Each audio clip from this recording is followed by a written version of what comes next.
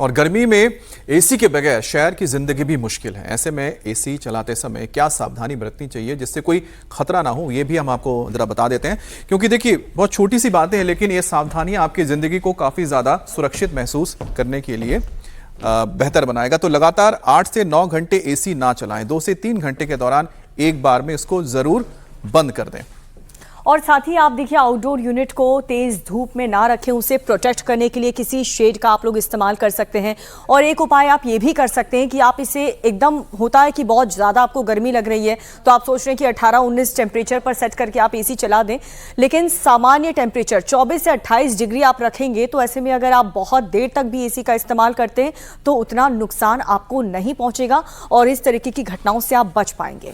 और साथ ही साथ अगर उसकी जो टेम्परेचर है आप 24 के आसपास रखते हैं, क्योंकि अब धीरे धीरे तो ऐसा हो ही जा रहा है कि उसमें फैक्ट्री फिटिंग से ही 24 डिग्री करके दिया जाएगा, ताकि 24 डिग्री से आप अगर नीचे जाते हैं, जितना आप उसको कूलिंग के लिए रखेंगे उसमें और ज़्यादा प्रेशर बढ़ता है। और जब लंबे कई घंटे तक वो चलता है एसी, तो उसमें कहीं ना कहीं इस तरह की दिक्कत आ जाती है। तो जब आप एसी इस्तेमाल करें, छोटी छोटी चीज़ों का ध्यान रखें ताकि आपको गर्मी में राहत भी मिले और आपकी ज़िंदगी पर कोई भी किसी भी तरह का खतरा ना आए।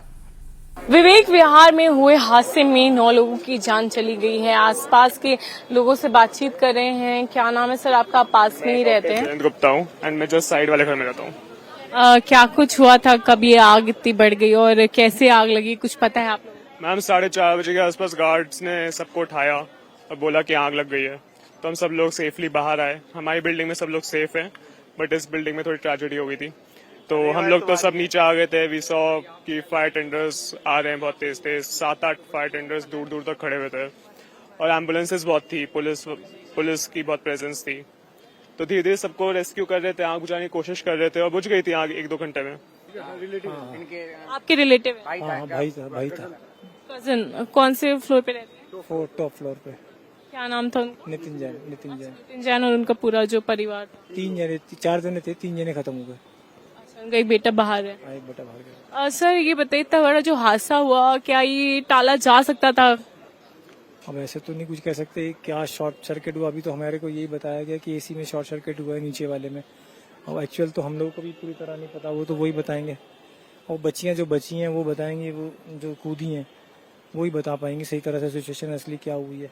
क्योंकि कई जगह आयरन ग्रिल लगा हुआ था, वो काट के बाहर नहीं निकाल पाए या फिर वो कूद नहीं पाए। कई लोग यहाँ बाहर से कूद गए, लेकिन जो पीछे रहते थे वो नहीं। वो पीछे वालों में ही हुआ ज्यादातर। 3 फ्लैटों में, एक में फर्स्ट ग्राउंड वाले में फर्स्ट वाले में 1 और सेकंड वाले में 5 और टॉप वाले में 3 लोग रहते थे। 9 लोग टोटल गए।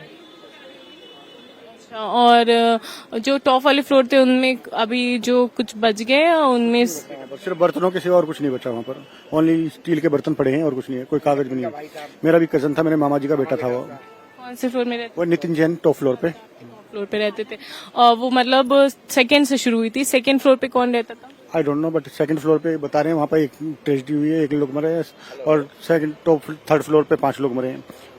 सर बाहर भागने की कभी कोशिश की उन लोगों ने? बाहर भागने की तो जगह ही नहीं थी, क्योंकि नीचे वाले फ्लोर पे तो आग लगी हुई थी। तो वो लोग ऊपर गए छत की तरफ। छत पे लॉक लगा हुआ था और चाबी बल्कि इनके पास ही थी। वो बाई चांस, बाय मिस्टेक कह लो या हबड़ा दबड़ी में कह लो, नहीं ध्यान रहता है, ऊपर गए, फिर वो नीचे नहीं आ पाए चाबी लेने के लिए, तो उनका दम घुट के वहाँ पे उनका मरण हो गया।